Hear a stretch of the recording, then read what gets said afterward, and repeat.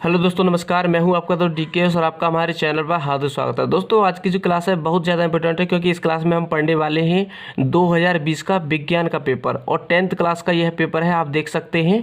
और 10वीं क्लास यानी कि साइंस एनसीईआरटी साइंस का जो 2020 में परीक्षा हुई थी उसका पेपर है, यूपी बोर्ड का है। तो दोस्तों, आज हम इस क्लास में यूपी बोर्ड एनसीईआरटी साइंस का पेपर पढ़ेंगे जिसका कोड है 824NN यानी कि 824NN 2020 विज्ञान। इसी में आपके लिए फिजिक्स मिलेगा, इसी में केमिस्ट्री, इसी में बायोलॉजी और इसी में जो पर्यावरण संबंधित साइंस होती है वह मिलेगी। तो यह लगभग 4-5 पार्ट में डिवाइड होता है पेपर, लेकिन इसके खंड जो आते हैं 3 ही खंड आते हैं। एक खंड का होता है, दूसरा खा होता है, तीसरा गा होता है। तो आपको मैं दिखाता हूँ थोड़ा सा और बहुत ही अच्छे तरीके से सॉल्व करेंगे इसको। देख सकते हैं आप, यह खंड का है जिसमें फिजिक्स मिलेगी आपके लिए। दूसरा खंड मिलेगा आपके लिए, दूसरा जो खंड है आपके लिए वह खंड है ख। यहाँ पर देख सकते हैं दूसरा खंड होता है ख, जिसमें आपके लिए मिलती है केमिस्ट्री यानी कि रसायन विज्ञान। आगे हम बात करते हैं दोस्तों, जो अगला खंड है, आगे देखते हैं दोस्तों। तीसरा जो खंड होता है गा खंड होता है और इसमें आपको बायोलॉजी मिलती है। बायोलॉजी के साथ ही आपके लिए एनवायरनमेंटल यानी कि जो पर्यावरण संबंधित साइंस होती है वह भी इसी में मिलती है। तो आप इस प्रकार से देख पा रहे हैं। तो आज की जो क्लास है बहुत ज़्यादा इंपॉर्टेंट है। आपके जितने भी फ्रेंड जुड़े हुए हैं आप उन्हें भी हमारे चैनल से जोड़ लीजिए ताकि जो उनकी भी तैयारी बहुत अच्छी हो सके और अपनी तैयारी पर आप जो है बहुत अच्छे तरीके से ध्यान दें। और आप किसी भी बात की इस जो पढ़ रहे हैं तो आपके लिए थोड़ा सा भी टेंशन ना हो, लेकिन टेंशन थोड़ा सा होता है, ज़रूर होता है, लेकिन आप इतने चिंतित ना हो कि कैसे होगा पेपर। यदि आपने अभी भी एनसीईआरटी साइंस को नहीं पढ़ा है तो आपके लिए मैं अभी भी बताता हूं कि आपके पास इतना समय है कि आप अभी से पढ़ करके बहुत अच्छे मार्क ला सकते हैं। यह सिर्फ दोस्तों कहने के लिए नहीं कहता मैं, सत्य बात है। क्योंकि दोस्तों मेरे यहाँ जो है, हम यहाँ पर अपनी जो कोचिंग में हमारे यहाँ ऑनलाइन ऑफलाइन दोनों ही क्लास चल रही हैं। ऑफलाइन स्टूडेंट जो हैं वह भी बहुत नए नए स्टूडेंट आते हैं। कोई आता है कभी कभी 2-4 महीने ही पहले आता है पेपरों से, या फिर कोई शुरू से ही पढ़ रहा है। तो बहुत सारे स्टूडेंट पढ़ते हैं तो उनकी भी यही बात रहती है कि सर, कोई कहता है कि सर हम बहुत सारा पढ़ रहे हैं लेकिन बाद में लिखते टाइम पर भूल रहे हैं। ऐसा होता है, अक्सर होता है छात्रों के साथ। यह कोई नई बात नहीं है, इससे ना डरें। अब इसका उपाय क्या है वह मैं आपको बताता हूँ। यदि आपने उसको फॉलो किया तो ना सिर्फ इस परीक्षा के लिए बल्कि आप इस परीक्षा को पढ़ने के बाद आप जो है किसी भी कॉम्पिटिटिव एग्जाम, जैसे कि बहुत सारी परीक्षा होती हैं उनके लिए, उनमें बहुत ज़्यादा मात्रा में इन्हीं साइंस से, जो एनसीईआरटी साइंस होती है दोस्तों, इन्हीं से प्रश्न पूछे जाते हैं। तो आप कहोगे अभी तो आपके लिए किसी ने बताया है या फिर नहीं बताया है, तो आप यह जान लें कि अपनी जो तैयारी है आप उस हिसाब से करें ताकि जो आप किसी भी नए कॉम्पिटिटिव एग्जाम में पार्टिसिपेट हो या किसी भी एग्ज़ाम को आप देने जाएं, तो यदि आप इसमें से कोई प्रश्न पूछा जाता है तो आप तैयार रहें कि इसमें से तो मैं पक्का कर दूंगा। एनसीईआरटी साइंस का जो प्रश्न आता है उसको मैं पक्का कर दूंगा क्योंकि मैंने पढ़ा है, मुझे याद है, मैंने समझा है, मुझे वे तरीके आते हैं जिस तरीके से मैं अधिक से अधिक अंक प्राप्त कर सकता हूं। तो वे तरीके क्या हैं जिससे आपके लिए इस पेपर में आपके लिए अधिक से अधिक अंक प्राप्त हो सकते हैं। दोस्तों 2020 की जो परीक्षा हुई थी आप देख सकते हैं, यह एक छात्र का पेपर है जो हमारे यहाँ ऑफलाइन स्टूडेंट पढ़ते थे तो उसका ही पेपर है। और बहुत सारे स्टूडेंट थे जो पढ़ते थे और अब भी ऑनलाइन ऑफलाइन दोनों क्लास चल रही हैं। लेकिन मैं माफ़ी चाहता हूँ आपसे क्योंकि क्लास कभी कभी लेट हो जाती है दोस्तों, मुझे बहुत काम रहता है कभी कभी और थोड़े और भी कई वजह हैं जिस कारण से आपके लिए क्लास थोड़ी लेट हो गई है, उसके लिए मैं माफ़ी चाहता हूँ। लेकिन आप यदि किसी भी चैप्टर को पढ़ना चाहते हैं, आप किसी भी क्वेश्चन का आंसर जो है कमेंट करें, आपके लिए बहुत अच्छे तरीके बताए जाएंगे, हर तरीके से गाइड किया जाएगा। बहुत अच्छे विजन के साथ इस पेपर को भी सॉल्व कराऊंगा, वह तरीके भी बताऊंगा जिस तरीके से यह जो एग्जामिनर कॉपियाँ चेक करते हैं या फिर जो अध्यापक आपकी कॉपियाँ चेक करते हैं, वे किस तरीके की कॉपियाँ को देख करके खुश हो जाते हैं। वे किस बच्चे को, यानी कैसी कॉपी होनी चाहिए उनके लिए, कैसी कॉपी देख करके वह खुश हो करके अच्छे मार्क देते हैं, अधिक से अधिक अंक कैसे प्राप्त कर सकते हैं आप, ताकि आप कैसा लिखें, कैसे पॉइंट जोड़ें, कैसे फैक्ट जोड़ें, ताकि आपके लिए अधिक से अधिक अंक प्राप्त हो। तो दोस्तों ऐसे ही बहुत सारे पॉइंट बताऊंगा, लेकिन मैं फिर एक बार कहता हूं कि मेरी क्लास कभी कभी थोड़ी लेट हो जाती है, उसके लिए मैं माफ़ी चाहता हूं। लेकिन आप लोगों से मेरा निवेदन यह है कि आप जो हैं, सिर्फ आप यदि ऑनलाइन पढ़ रहे हैं या किसी भी तरीके से पढ़ रहे हैं तो आप अपने फ्रेंड को ज़रूर जोड़ लें। फ्रेंड हो, मित्र हो, आपके परिवार में या कितने भी आपके रिलेटिव हो, जैसे आपके रिश्तेदारों में, आप उन्हें भी बताइए। हमारे चैनल पर दोस्तों, हमारे चैनल पर जो टारगेट BDKS चैनल है, इस पर यूपी बोर्ड हो चाहे राजस्थान बोर्ड हो, सभी के लिए साइंस पढ़ाई जा रही है। NCERT जो कंप्लीट कोर्स कराया जा रहा है, इस NCERT कंप्लीट कोर्स से आपकी तैयारी को बहुत अच्छे तरीके से कंप्लीट किया जाएगा।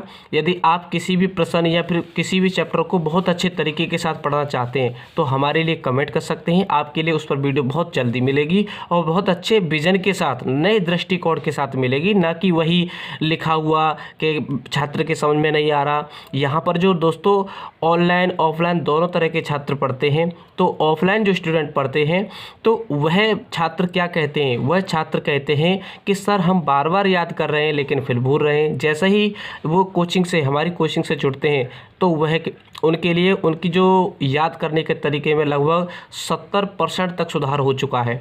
कैसे सुधार हो चुका है, जैसे ही हमारे जो बताए गए नियम हैं उनको वो फॉलो करते हैं तो वह तैयार रहते हैं कि सर आप आंसर कोई भी प्रश्न बोल सकते हैं, हम उसका आंसर देने के लिए तैयार हैं यदि हमने पढ़ा है तो मैं बात बताता हूं आपके लिए कि आप भी तैयार रहें और अपनी, चाहे मैथ का हो, मैथ की भी दोस्तों अभी ऑफलाइन क्लास चल रही है, लेकिन ऑनलाइन की भी व्यवस्था हम कर रहे हैं। थोड़ा आप हमें थोड़ा सा सपोर्ट कर दें दोस्तों तो बहुत अच्छा रहेगा। आपके जितने भी फ्रेंड हैं, मित्र हैं, कोई भी हैं, आप हमारे चैनल से जोड़िए और कंटिन्यू क्लास कीजिएगा। आपके लिए मैं बिल्कुल तैयार हूँ।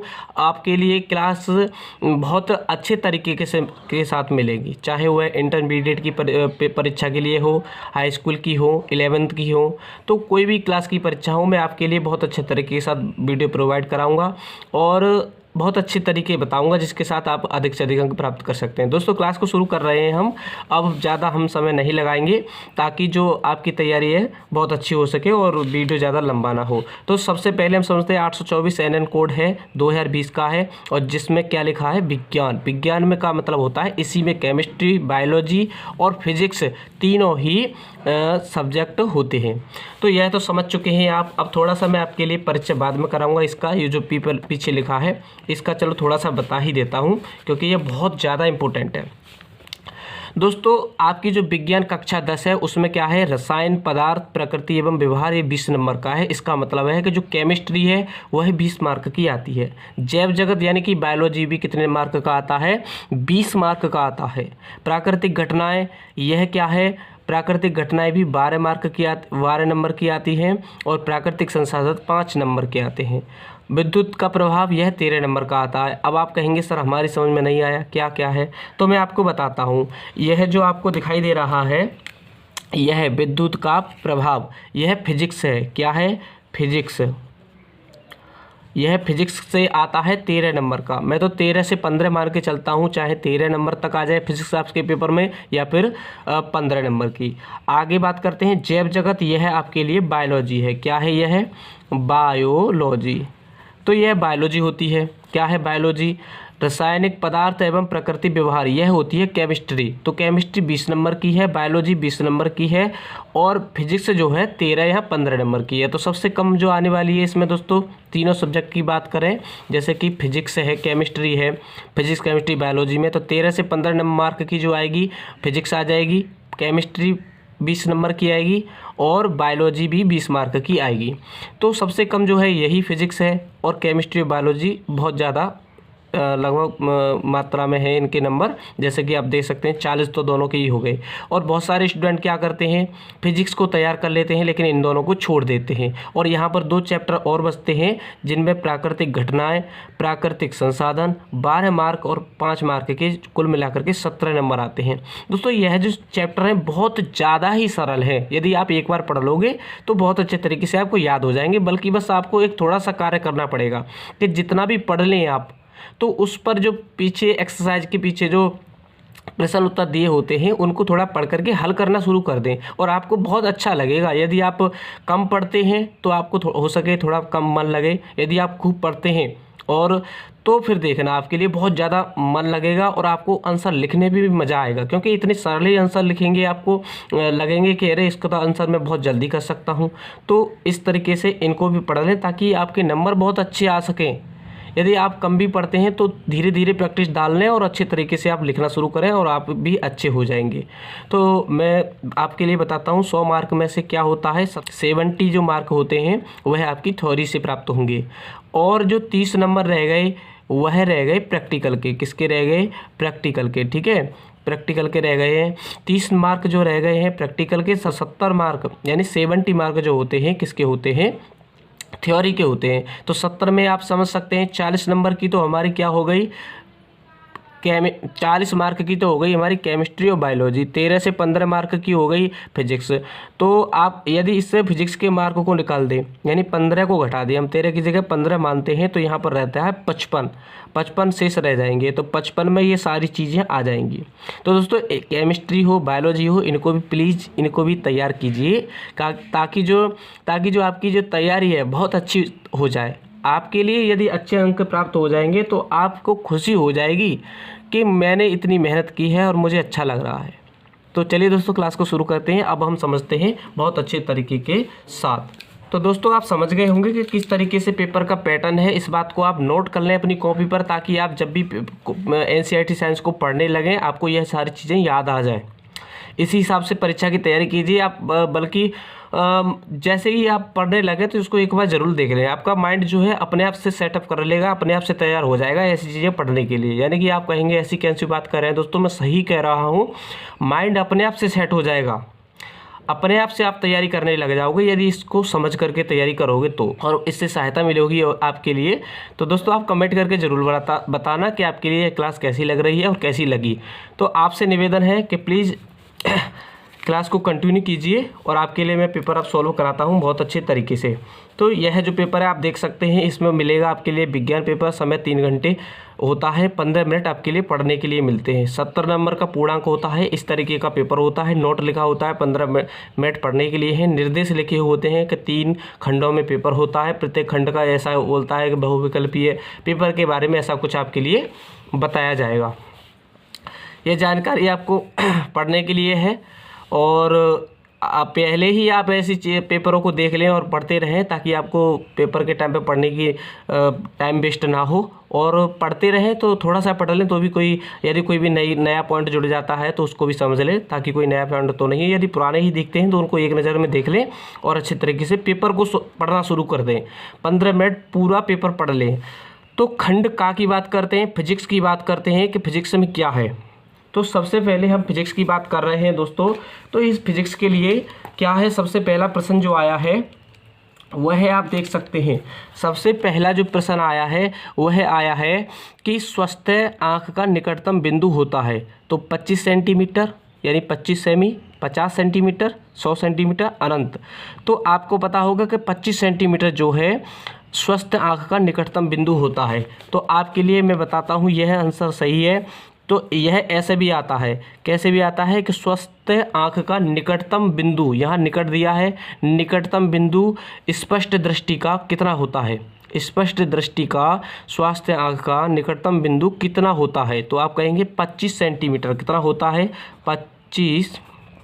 आप कहेंगे 25 सेंटीमीटर। क्या कहेंगे आप? 25 सेंटीमीटर आप इसको बता देंगे। तो यह मैं आपके लिए और भी बताता हूँ। इसके लिए एक फैक्ट और बता देता हूँ कि ध्वनि के लिए, प्रतिध्वनि प्राप्त करने के लिए, किसके लिए? प्रतिध्वनि।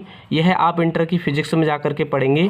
प्रतिध्वनि प्राप्त करने के लिए निकटतम बिंदु कौन सा होना चाहिए? वह भी होता है 25 सेंटीमीटर। कितना होता है? 25 सेंटीमीटर, जिसको हम बोलेंगे सेमी। क्या कह देते हैं? सेंटीमीटर को सेमी कहते हैं। तो आपको यह समझ में आया होगा। आगे हम बात करते हैं दोस्तों। अब हम देखते हैं एक उत्तल दर्पण की फोकस दूरी 20 सेंटीमीटर है। कितनी है? 20 सेंटीमीटर। उसकी वक्रता त्रिज्या क्या होगी? तो अब बात कही है दर्पण कौन सा है? उत्तल। यहाँ पर ना तो पॉजिटिव नेगेटिव दर्पण आप कोई सा भी हो, आपको पता है कि फोकस दूरी, यदि पहले मैं इसी को बताता हूँ। यहाँ पर दिया है कि उत्तल दर्पण दिया है। कौन सा दर्पण दिया है? दोस्तों यहाँ पर जो है हमारे लिए मिला है उत्तल दर्पण। क्या है? उत्तल दर्पण। ठीक है, उत्तल दर्पण की बात कर रहे हैं। तो उत्तल दर्पण की जो बात कर रहे हैं, इसकी जो फोकस दूरी है एफ इजकल टू कितना दिया है? 20 सेंटीमीटर। और आपको पता है कि फोकस दूरी की दोगुने को ही क्या कहते हैं? त्रिज्या कहते हैं। क्या कहते हैं? त्रिज्या। तो रेडियस जो होती है, जिसको हम आर से शो करते हैं, जिसको हम बोलते हैं त्रिज्या, तो त्रिज्या कितनी होगी? 2f होगी। कितनी होगी? 2f। क्या होगी? 2f। क्या होगी? 2f, जिसको हम कहते हैं 2f। 2f के बराबर, यानी त्रिज्या का जो आधा होता है उसको ही क्या कह देते हैं? फोकस दूरी, या फिर फोकस दूरी के दोगुने को कहते हैं त्रिज्या। तो f कितनी है? 20 इजकल टू 40 सेंटीमीटर। मीटर में होता है 40 सेंटीमीटर। तो यहाँ पर देख सकते हैं 40 सेंटीमीटर ऑप्शन दिया गया है। लेकिन यहाँ पर होता कैसा है? यहाँ पर हो सके पॉजिटिव भी आ सकता था, नेगेटिव यानी कि माइनस, प्लस माइनस की भी दे रखी होती थी। जब प्लस माइनस की बात आ जाए तो फिर पहचानना होगा कि उत्तल की प्लस की होती है कि माइनस की होती है। तो अब यहाँ पर कौन सा है? दर्पण है उत्तल दर्पण। कौन सा दर्पण है? यहाँ पर है उत्तल दर्पण। तो उत्तल दर्पण की फोकस दूरी कैसी होती है दोस्तों? पॉजिटिव होती है, क्योंकि वहाँ पर प्रकाश का परावर्तन कहाँ से होता है? उभरे हुए तल से होता है। कहाँ से होता है? इस साइड से प्रकाश का परावर्तन होता है, तो उत्तल दर्पण होता है। और यह बनाया किस साइड से जाता है? इसका केंद्र इधर होता है। केंद्र से अब हम बात करें, या ध्रुव यहाँ P होता है, यहाँ तक की दूरी को क्या कहते हैं? R, और इसी के आधे को F। F दे रखा था 20 सेंटीमीटर, तो त्रिज्या कितनी हो गई? 40। पूरी कितनी हो गई? 40 सेंटीमीटर। आप देख पा रहे हैं। और यह भी याद रखेंगे कि उभरे हुए तल से प्रकाश का परावर्तन है तो उत्तल दर्पण है, जिसकी फोकस दूरी प्लस है। और यदि अंदर वाले तल से प्रकाश का परावर्तन होता है, जैसे कि इस तरीके से आप देख सकते हैं, यहाँ पॉलिश लगी होती है। मैं बहुत वैसे जल्दी बताना चाह रहा हूँ कि यहाँ से प्रकाश का परावर्तन होगा। इसका केंद्र कहाँ होगा? यहाँ। तो इसकी फोकस दूरी यहाँ होगी, लेकिन इसकी दूरी फोकस दूरी है माइनस में होगी, नेगेटिव होगी। इसकी फोकस दूरी पॉजिटिव होगी। यहाँ पर ना तो उसने पॉजिटिव दिया है ना ही नेगेटिव दिया है, तो आप डायरेक्ट भी याद रखेंगे कि फोकस दूरी के दोगुने को क्या कहते हैं? त्रिज्या कहते हैं। अब हम बात करते हैं आगे, प्रतिरोध का मात्रक क्या है? प्रतिरोध का मात्रक होता है ओम। कूलम किसका मात्रक है दोस्तों? आवेश का मात्रक है। यह किसका मात्रक है? आवेश का। यहाँ पर यह आंसर सही है, ओम।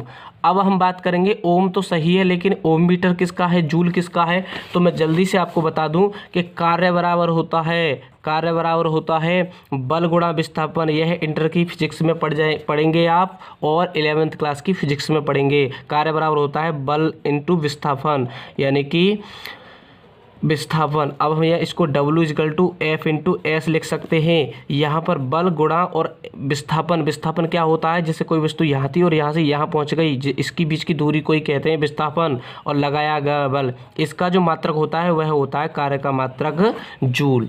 तो जूल तो है नहीं। कूलाम किसका मात्रक है? आवेश का मात्रक है। किसका मात्रक है? कूलाम आवेश का मात्रक है। ओम प्रतिरोध का मात्रक है। ओम मीटर किसका है? ओम मीटर है प्रतिरोधकता का। किसका है? प्रतिरोधकता का। आगे बात करते हैं दोस्तों, ऐसे ही ऑप्शनों पे ध्यान रखें, ऑप्शनों पे ऐसे ही कार्य करें। जो ऑप्शन दिए होते हैं उनको, चारों ऑप्शनों को वर्क करना सीखें। यदि किसी भी आंसर का कोई भी प्रश्न आता है, उसका आंसर नहीं पता है, तो उसके ऑप्शन पे जाएं, ऑप्शन पे वर्क करें। आगे बात बताता हूँ, विद्युत मोटर परिवर्तित करता है। ये कह रहा है रासायनिक ऊर्जा को यांत्रिक ऊर्जा में। तो आप कहेंगे सर रासायनिक ऊर्जा का तो यहाँ कोई मतलब ही नहीं है, तो ऑप्शन पहला गलत। दूसरा है यांत्रिक ऊर्जा को रासायनिक ऊर्जा में, फिर से रासायनिक ऊर्जा यूज कर रहा है शब्द, तो रासायनिक ऊर्जा का कोई संबंध नहीं है, इसको काट देंगे। यांत्रिक ऊर्जा को विद्युत ऊर्जा में हम कहेंगे हो सकता है। यदि आपको उत्तर नहीं पता है तो बता रहा हूँ, पता है तो वैसे आप लगा देंगे डायरेक्ट सही है, क्योंकि आपको तो पता है।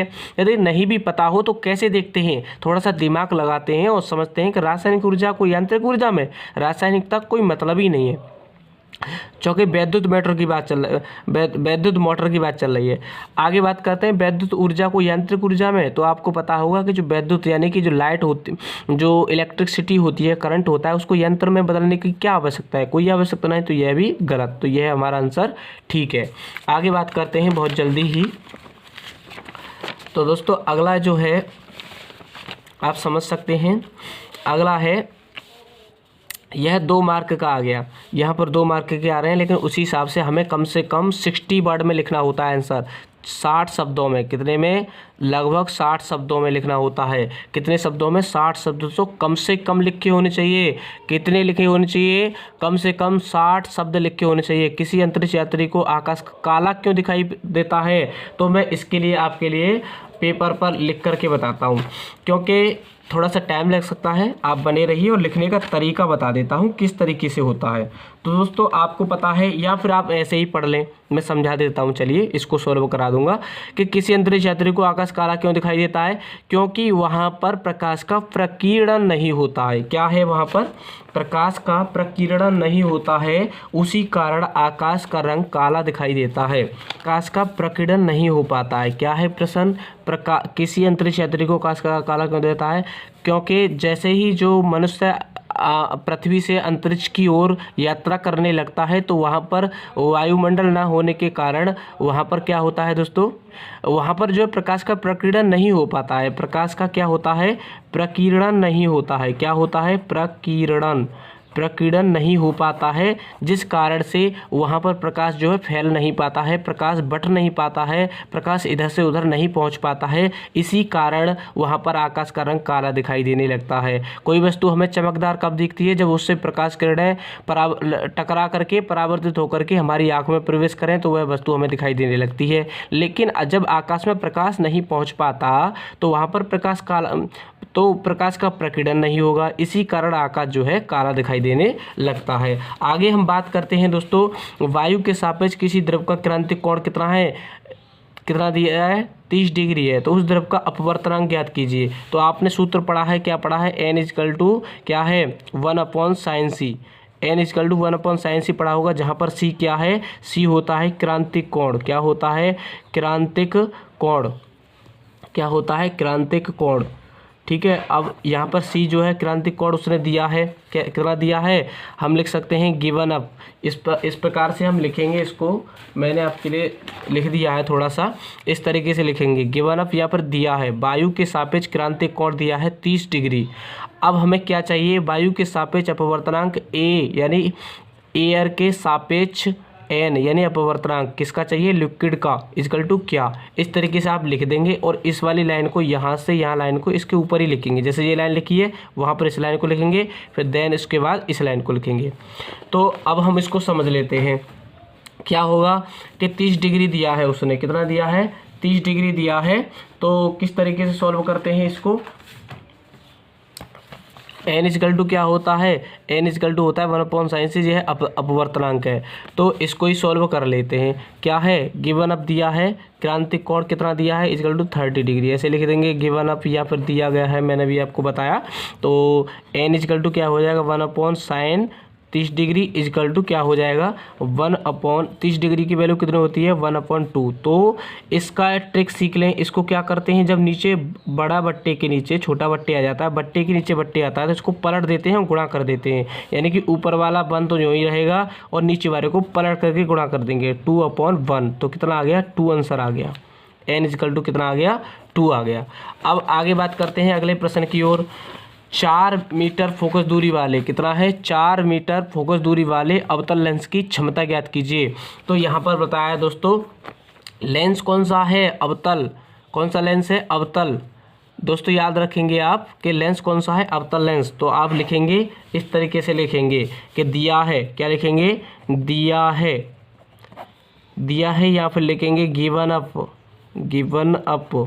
ठीक है, क्या दिया है हमें दिया गया है, दिया है, या फिर लिखेंगे गिवन अप के लेंस कौन सा है, अवतल लेंस है। कौन सा लेंस है, अवतल, अवतल लेंस। ठीक है, अवतल लेंस के लिए क्या है, फोकस दूरी, अवतल लेंस के लिए यहाँ पर ऐसे लिखेंगे, ब्लैक पेन से लिखेंगे इसको। और अवतल लेंस के लिए लिखने के बाद लिखेंगे फोकस दूरी f कितना है। अवतल लेंस कैसा होता है, फोकस दूरी कैसी होती है, पॉजिटिव के नेगेटिव। तो इसकी फोकस दूरी होती है नेगेटिव। तो माइनस की कितना दिया है इसने दिया है 4 मीटर फोकस दूरी वाले। तो 4 मीटर माइनस की 4 मीटर, कितना लिख दिया, 4 मीटर फोकस दूरी। कितना लिखा है हमने, 4 मीटर फोकस दूरी लिखा है। तो क्षमता पूछ रहा है, तब लिखेंगे देन, या फिर तब लिखेंगे, क्या लिख देंगे कोष्टक में, मैं बता रहा हूँ, या तो देन लिखें या फिर लिखें तब। तब क्या होगा, P क्या होता है, P इजकल टू होता है 1/f, जहाँ पर f किस में होता है, मीटर में। किस में होना चाहिए, यह जो मीटर में दिया, यहाँ पर मीटर ही दिया है तो मीटर में ही होना चाहिए। यदि सेंटीमीटर होता है तो यहाँ 100 बढ़ा लेते हैं। तब क्षमता क्या लिखेंगे इस तरीके से, तब सूत्र से, इससे लिख देंगे तब सूत्र से, क्षमता के सूत्र से लिख देंगे। क्या लिख देंगे, सूत्र से। तो P इजकल टू क्या हो जाएगा, 1/4 इजकल टू हो जाएगा 0.25 डायोप्टर। इसका मात्रा क्या होता है, डायोप्टर। यहाँ पर पॉजिटिव है तो पॉजिटिव जरूर लिखेंगे ताकि वहाँ पर हमें समझ आ सके। पेपर इनको जो एग्जामिनर होते हैं इसको ज़रूर देखते हैं, पेपर कॉपी को अच्छे तरीके से आपको समझ में आया होगा, क्योंकि इसका डिवाइड करेंगे तो 0.25 बार जाता है। तो इसको लिखते हैं डायोप्टर, इसका मात्रक होता है। आगे बात करते हैं क्वेश्चन बात करते हैं। किसी किरण आरेख द्वारा अवतल दर्पण के सम्मुख स्थित वस्तु के प्रतिबिंब निर्माण को प्रदर्शित कीजिए। जब वस्तु कहाँ रखी हो, दर्पण के वक्रता केंद्र पर रखी हो, दर्पण के ध्रुव और फोकस के मध्य रखी हो। तो इसके लिए मैं आपके लिए किरण आरेख समझाता हूँ। तो दोस्तों सबसे पहले आप याद रखेंगे, यहाँ पर दिया है स्वच्छ किरण आरेख द्वारा एक अवतल दर्पण के सम्मुख स्थित वस्तु के प्रतिबिंब निर्माण को प्रदर्शित कीजिए। जब वस्तु की स्थिति कहाँ पर हो, वक्रता केंद्र पर हो, दर्पण के ध्रुव और फोकस के मध्य हो। तो दोस्तों मैंने इसके लिए बहुत ही अच्छे तरीके से आपके लिए वीडियो प्रोवाइड कराया है, या फिर आप कहें तो वीडियो आपके लिए अपलोड किया है। तो दोस्तों उस वीडियो को आप जरूर देखना, ताकि मैंने उसमें एक कंडीशन बताई है कि इसकी 6 जो कंडीशन होती हैं, 6 कंडीशनों को मात्र 20 सेकंड में कैसे तैयार कर सकते हैं। इसकी प्लेलिस्ट बनी हुई है पेपर, उस पर चैनल पर जाएँ और पढ़ें, उस पर देखें। मैंने उसमें बताया कि यदि इस प्रश्न को अभी मैं बताऊँगा कैसे सॉल्व कर पाएंगे बहुत अच्छे तरीके से। यदि आपके लिए कोई भी कॉम्पिटिटिव एग्जाम भी हो तो भी आप इसके लिए देखते ही आंसर बताओगे कि यदि वस्तु यहाँ रखी है तो उसका प्रतिबिंब यहाँ बनेगा, यदि यहाँ रखी है तो यहाँ बनेगा। कैसे बनेगा, उल्टा सीधा बड़ा छोटा सारी चीज़ें आप बता दोगे। आप उस क्लास को जरूर देखना, आपके लिए सहायता मिल जाएगी बहुत ज़्यादा। तो चलिए दोस्तों थोड़ा सा फिर भी बताता हूँ मैं कि क्या होता है इसमें। इसको उस क्लास को देख लेना आप, या फिर मैं बता देता हूँ थोड़ा सा। अवतल दर्पण है, प्रकाश का परावर्तन कहाँ से होगा, कौन सा है, कन्वेक्स मिरर है, अवतल दर्पण है। कौन सा दर्पण है, अवतल दर्पण के लिए, ठीक है, अवतल दर्पण के लिए। तो सबसे अवतल पहले लिखते हैं अवतल दर्पण क्या होता है। अवतल दर्पण में प्रकाश का परावर्तन कहाँ से होता है, अंदर वाली साइड से। प्रकाश का परावर्तन अंदर वाली साइड से होता है। तो अवतल दर्पण होता है, ये उसका ध्रुव होता है P, यहाँ पर उसकी केंद्र होता है C, और यहाँ पर क्या होता है F। यहाँ पर उसकी, इसको प्रिंसिपल एक्सिस बोलते हैं। क्या बोलते हैं, प्रिंसिपल एक्सिस, यानी कि मुख्य अक्ष। क्या है ये, मुख्य अक्ष होती है। इसको लिखते हैं तो मुख्य अक्ष, ठीक है, मुख्य अक्ष लिख गई है। जब भी वस्तु मान लो इसके केंद्र पर रखी है तो इससे प्रकाश किरणें जाएगी और कहाँ से वापस होंगी, कहाँ से वापस होंगी दोस्तों, इसके कहाँ से वापस होंगी, फोकस से होकर के परावर्तित हो जाएगी। कहाँ से हो जाएगी, फोकस से होकर के परावर्तित हो जाएगी। अब दूसरी किरण जाएगी इसके समांतर जाएगी, जो समांतर जाएगी वह इसके फोकस से होकर के गुजर जाएगी। यह आपतित किरण है और यहाँ से इसका परावर्तन हो चुका है। यहाँ से यह भी आपतित किरण है, यहाँ से इसका परावर्तन हो गया है। तो देखा आपने कि यहाँ पर जो मिल गई है इसी को तो कहते हैं फोकस दूरी, सॉरी इसी को तो क्या कहते हैं हम, आप देख सकते हैं कि यहाँ पर जो दोनों जो मिल गए हैं इसी को तो कहते हैं प्रतिबिंब। इमेज कैसा बना, देख पा रहे हैं आप, बराबर बना। बस अंतर इतना होता है कि यह उल्टा होता है जब वस्तु कहाँ रखी हो, केंद्र पर है। कहाँ पर है, केंद्र पर है। तो आपको लिखना भी बताया है मैंने, उसमें वीडियो को जरूर देखें कि किस तरीके से आप लिख सकते हैं। कैसा है, केंद्र पर बना है। तो इमेज के बारे में मैं आपको बताता हूँ। इमेज के बारे में देखिए आप कैसे इसको याद रखेंगे। इमेज में क्या है, प्रतिबिंब कैसा बना है, वास्तविक बना है, क्योंकि यह किरणें वास्तव में मिली हैं तो वास्तविक बना है। कैसा है, उल्टा है। दूसरा कैसा है, उल्टा है। बराबर है, कैसा है, वस्तु के बराबर का है। और कैसा है, कहाँ है, दर्पण के सामने ही है। कहाँ है, दर्पण के सामने। तो लिख देंगे दर्पण के सामने। इस तरीके से आप इनको जोड़ सकते हैं और लिख सकते हैं। इस तरीके से आप इसको याद रखेंगे और समझेंगे। उस वीडियो को ज़रूर देखना जिसमें यह दिया है और कमेंट करके बताना कैसी क्लास लगी आपके लिए। प्रश्न है अगला, वह प्रश्न है अथवा में। कहाँ पर, कैसा प्रश्न है? अथवा में। लेंस के प्रथम फोकस और द्वितीय फोकस को परिभाषित कीजिए। एक वस्तु एक उत्तल लेंस के प्रकाशिक केंद्र से लेंस की फोकस दूरी की दोगुनी दूरी पर रखी है, तो उसके प्रतिबिंब को निर्माण को द्वारा समझाइए। 2 नंबर का ये है जब द्वितीय और प्रथम फोकस को समझाएंगे, और द्वितीय नंबर आपके लिए कहाँ मिलेंगे? वह मिलेंगे इसको, इस वाली कंडीशन को सॉल्व करने पर, इस वाली को। तो चलिए दोस्तों इसके बारे में बात कर लेते हैं थोड़ा सा। इसके लिए पहले से ही तैयार कर लिया है मैंने, क्योंकि वीडियो बड़ा ना हो। वैसे भी वीडियो थोड़ा बड़ा होता जा रहा है, कोई बात नहीं, लेकिन समझने के लिए दोस्तों थोड़ा वीडियो बड़ा हो जाए कोई बात नहीं। तो मैं आपके लिए ले चलता हूँ यहाँ। अब कैसे लिखेंगे इसका आंसर, कैसे लिखेंगे? आप लिखेंगे इस तरीके से। इसमें पूछा गया है, क्या पूछा गया है आप देख सकते हैं। यहाँ पर आया है कि लेंस के प्रथम फोकस और द्वितीय फोकस को परिभाषित कीजिए। 2 नंबर मिल जाएंगे आपको। तो मैं बता देता हूँ, आप जो है, यदि आपके पास टाइम है, यदि आपको लगता है कि पेपर अभी बहुत अच्छे तरीके से सॉल्व हो गया है और अच्छे तरीके से लिखूं, तो बहुत टाइम है। यदि आपको पेपर बहुत ज़्यादा बचा हो, टाइम थोड़ा कम रह गया हो, तो जल्दी जल्दी करें और जल्दी से इसको लिख लें। नहीं तो आप इस तरीके से अच्छे तरीके से लिखेंगे तो आपके लिए अधिक से अधिक अंक जरूर मिलेंगे। तो दोस्तों चलिए बात कर लेते हैं इस पर कैसा है। तो सबसे पहले लिखेंगे आप लेंस का प्रथम फोकस। तो क्या लिखेंगे? लेंस का